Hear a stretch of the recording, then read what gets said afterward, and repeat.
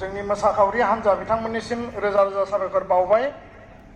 बे समाव जोंनि बेखेवगिरि आलासि बिथांखौ आं बिबुंथि लाखिनो थाखाय खावलायगोन।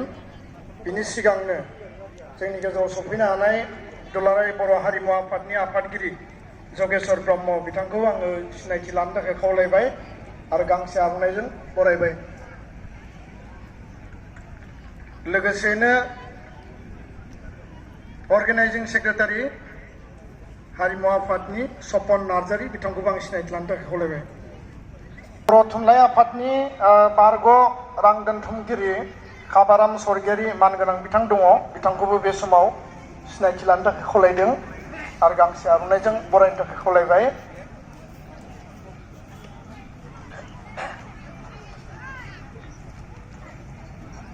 आं खावलायगोन जोंनि दिनैनि गेवलां मेलनि गोजोननि जि सुबुं गौमानि जि गेवलां मेल बेनि बेखेवगिरि आलासि डक्टर सुरत नार्जारि, आजिरा मोननाय गोरायुं क'क्राझार सरकारि फरायसालिमा,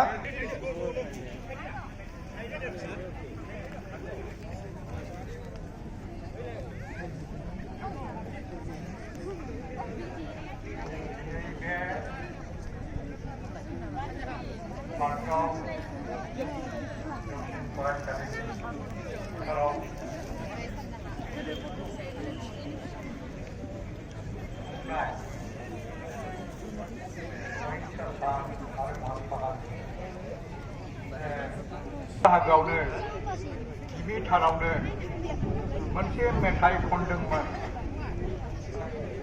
गोजोननि शान्तिनि, थारमाने बे मेथाइखौ आं मेथाइखौ आगोलाव खोनाफेराखैमोन। बे मेथाइखौ खोनानानै ओरैबादि गोसोआव हाबनाय मोनदों आंनाव, जेनेबा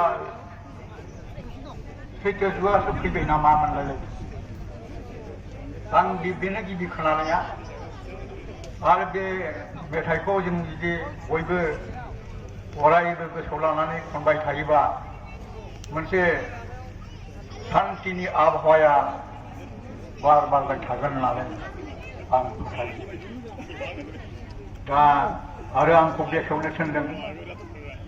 बे बेखेवनायाव आं बेखौनो बुंनो सानदों, जोंहा दिनै सासे मुंदांखा गान्धीया डक्टर रमेश चन्द्र बिथाङा गोबां बाथ्रा बुंगोन आरो माखासे आलासि दंबायो जाय मानसिफोरनिफ्राय जोङो मोजां मोजां खोथा खोनानो मोनगोन गान्धीनि सोमोन्दै एबा आथिखालनि बाथ्राफोरनि सोमोन्दै।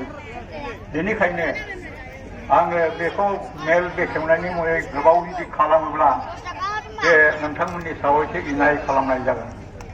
थेवबो आं फंनैसो बाथ्रा बुंनो सानदों।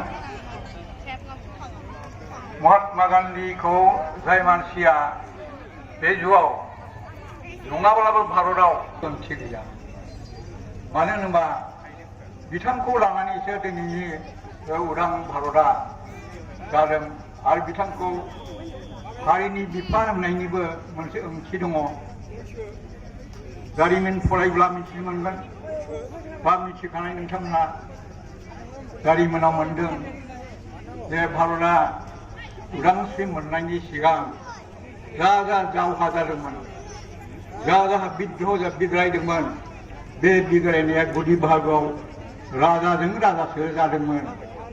फोरजा फिसाफ्रा बेयाव जेबो लोब्बा गैया।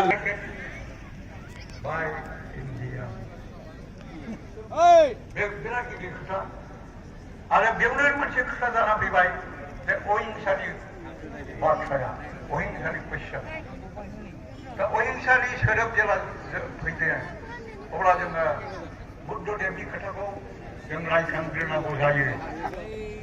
अहिंसा परम धर्म। बे बुद्धदेबा जेब्लानाखि बुद्ध प्राप्त जायो जेब्ला गियान होनानै जों नुबाय मा गियान मोनदों बेखौ बोसोन दं बिथाङा होबाय।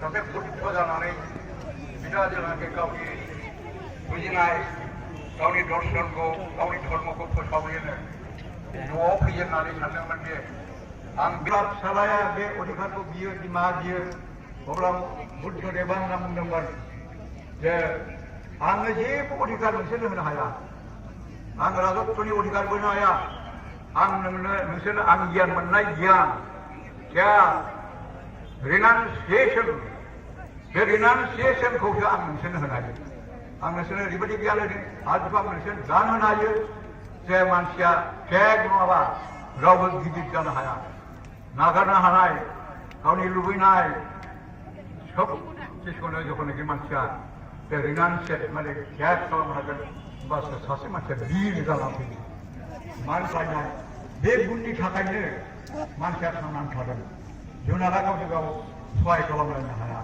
आरो जुनारखौबो जुदि दिनै जा जोंनि जुनारा जोंनि मुलुगाव थांनानै दङ बिसोरबो थांनानै थानाया मानसिनि थाखाय जादों मानसिया जुदि आरो हिंस्र जायोबा मानसियानो बिसोरबायदि जायोबा इस्सा खालामो मानसिया बुद्धियाव बिसोरखौ फोजोबजोबनो हायो खिन्थु मानसिया बेखौ फोजोबा बेखौ